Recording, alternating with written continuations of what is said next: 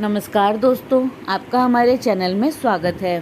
जानिए गोकर्ण में किस तरह स्थापित हुआ चमत्कारी शिवलिंग, भगवान शिव की रोचक कथा। बात त्रेता युग की है, जब रावण की माता केकसी ब्रह्मा जी के मानस पुत्र पुलस्त्य की पत्नी प्रतिदिन लंका में समुद्र के किनारे शिव जी की पूजा करती थी। हर दिन मिट्टी का शिवलिंग बनाती थी, उसमें प्राण प्रतिष्ठा करती थी, फिर उसका पूजन और अभिषेक करती थी। फिर वह लिंग समुद्र के उतार चढ़ाव वाले प्रवाह में बह जाता। मात्र भक्त रावण ने अपनी माँ से पूछा, क्यों इस मिट्टी के शिवलिंग की पूजा कर रही हो? तो उसने बताया कि मरने के बाद उसे कैलाश में स्थान मिलेगा। रावण ने कहा, मैं स्वयं कैलाश ही आपके लिए ले आता हूँ, शिव जी की तपस्या करके। आप कृपया निश्चिंत रहिए। और रावण चल पड़ा कैलाश की ओर। रावण शिव शंकर की घोर तपस्या करता रहा।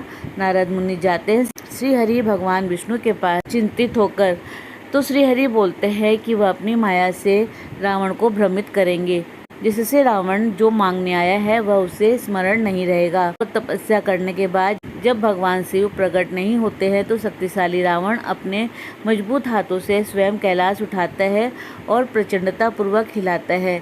रावण के कैलाश हिलाने से सातों पाताल लोक हिलने लगते हैं। शेषनाग अपना फन हिला देते हैं।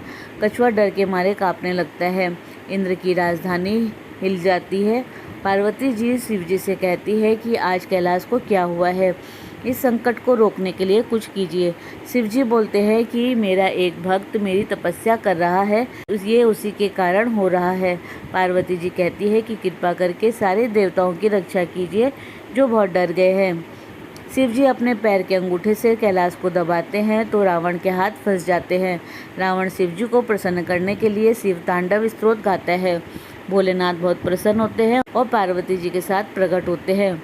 अब चलती है श्रीहरि की माया। रावण कैलाश को भूलकर जगदम्बा पार्वती जी पर मोहित हो जाता है और भगवान शिव से पार्वती जी को मांग लेता है।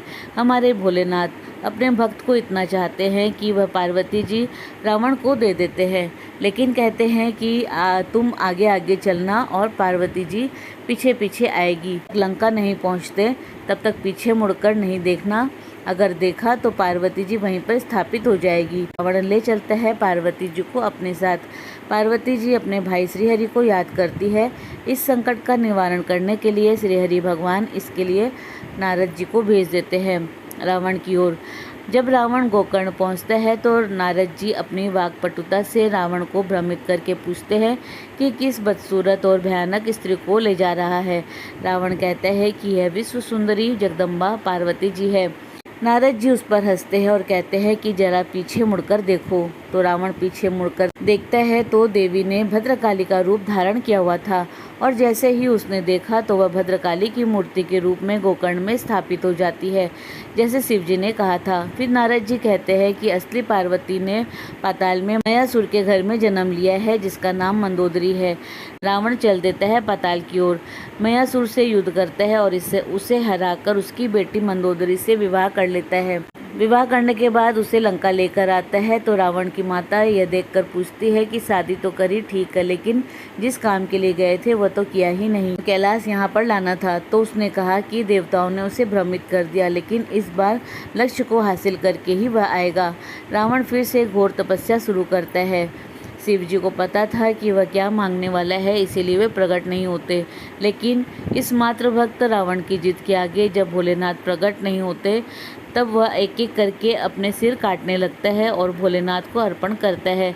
भोलेनाथ से अब रहा नहीं जाता और वे प्रकट होते हैं और रावण को वर मांगने के लिए कहते हैं। रावण कहता है कि उसे अपनी माता के लिए कैलाश पर्वत चाहिए, ताकि उसे मरने के बाद कैलाश नसीब हो। तो भगवान शंकर जी कहते हैं कि उसके लिए कैलाश ले जाने की कोई आवश्यकता नहीं। उनकी आत्मा से एक शिवलिंग, जिसे आत्मलिंग कहते हैं, वे निकालते हैं और कहते हैं कि यह उनके आत्मा से निकला है और स्वयं साक्षात शिव जी के समान है। इसे इस बार जमीन पर नहीं रखना। लंका पहुंचने से पहले रावण खुश होकर आत्मलिंग लेकर जाता है। फिर से देवता परेशान हो जाते हैं कि अगर रावण आत्मलिंग लेकर जाता है लंका में तो वह दिग्विजय हो जाएगा और उसे कोई नहीं हरा सकता। नारद मुनि इसका निवारण करने के लिए श्री गणेश जी के पास जाते हैं। गणेश जी मदद के लिए तैयार हो जाते हैं। रावण फिर से जब गोकर्ण पहुंचते हैं तो गणेश जी एक बालक के रूप में गाय चराने का बहाना करके अपनी लीला करते हैं। उसी वक्त नारायण श्री हरि भगवान विष्णु अपने सुदर्शन चक्र से सूर्य भगवान को ढकते हैं। रावण को लगता है कि सूर्यास्त हो गया और पूजा संध्या का वक्त हो गया, तो वह बालक रूपी गणेश जी से कहता है कि वह पूजा करने समुद्र में जा रहा है, तब तक थोड़ी देर के लिए वह आत्मलिंग को पकड़कर रखे। गणेश जी आत्मलिंग लेते हैं और कहते हैं कि उनसे ज़्यादा देर तक उठाया नहीं जाएगा। वह 3 बार रावण को पुकारेंगे, अगर वह नहीं आएंगे तो आत्मलिंग को वही नीचे रख देंगे। रावण फिर जाता है पूजा करने समुद्र की ओर। अब जैसे ही रावण समुद्र में पूजा करना शुरू करता है, गणेश जी अपनी लीला शुरू करते हैं। 3 बार जल्दी जल्दी रावण को पुकारते हैं और तुरंत आत्मलिंग नीचे धरती पर रखने लगते हैं। रावण दूर से इशारा करता है कि मत रखो, लेकिन तब तक गणेश जी ने अपना काम कर दिया था, आत्मलिंग नीचे रख दिया था। ऊपर से देवताओं द्वारा गणेश जी पर फूलों की बौछार होती है, तो रावण समझ जाता है कि देवताओं का काम हो गया। रावण आकर गणेश जी को पकड़कर जोर से उनके सिर पर चोट पहुंचाता है। इसीलिए गणेश जी की मूर्ति जो गोकर्ण में स्थापित है, उनके सिर पर एक गड्ढा है और रावण के बल के कारण उनका सिर नीचे की तरफ और हाथ छोटे हो गए हैं। रावण जोर से उस शिवलिंग को उठाने की कोशिश करता है, लेकिन उठा नहीं पाता। फिर उसे उखाड़ने की कोशिश करता है। उखाड़ते उखाड़ते जो लिंग है उसका आकार गाय के कान जैसा हो जाता है, इसीलिए इस जगह का नाम गोकर्ण पड़ा। रावण उस लिंग को उठा नहीं पाता है तो उसे महाबल का खिताब देता है, इसीलिए उस आत्मलिंग को गोकर्ण महाबलेश्वर कहते हैं। रावण ने गुस्से में उस आत्मलिंग की सारी सामग्री जो आत्मलिंग को ढके हुए थी उसे फेंक दी। उस लिंग की डिबिया, ढक्कन, धागा और कपड़ा को अलग अलग जगह पर फेंक दिया और वह सभी अलग जाकर गिर गए और 4 अलग अलग लिंग में स्थापित हो गए। गोकर्ण महाबलेश्वर मुख्य लिंग है। सजेश्वर जहाँ लिंग की डिबिया गिरी वो 35 किलोमीटर दूर है गोकर्ण से। धारेश्वर धागा जो लिंग से बंधा हुआ था वह 45 किलोमीटर गोकर्ण से दक्षिण की ओर है। गुनावंतेश्वर जहाँ पर लिंग का ढक्कन गिरा था वह 60 किलोमीटर गोकर्ण से दक्षिण की ओर है। मुरुंडेश्वर पूरे लिंग को ढका हुआ कपड़ा जहाँ गिरा वो 70 किलोमीटर दूर गोकर्ण से दक्षिण की ओर है। अंत में भगवान शिव, पार्वती माता और सारे देवता सहित इन 5 क्षेत्रों में आते हैं और इन्हें पंच क्षेत्र का नाम देते हैं। गोकर्ण एक ऐसा क्षेत्र है जहाँ पर भगवान शिव का वास्तविक और असली आत्मलिंग है। पुराणों के अनुसार मनुष्यों को एक बार गोकर्ण तीर्थ की यात्रा अवश्य करनी चाहिए। तो दोस्तों बोलिए भगवान शंकर की जय। हर हर महादेव। दोस्तों इसी प्रकार और भी रोचक जानकारी के लिए आप हमारे चैनल को लाइक, शेयर व सब्सक्राइब करें।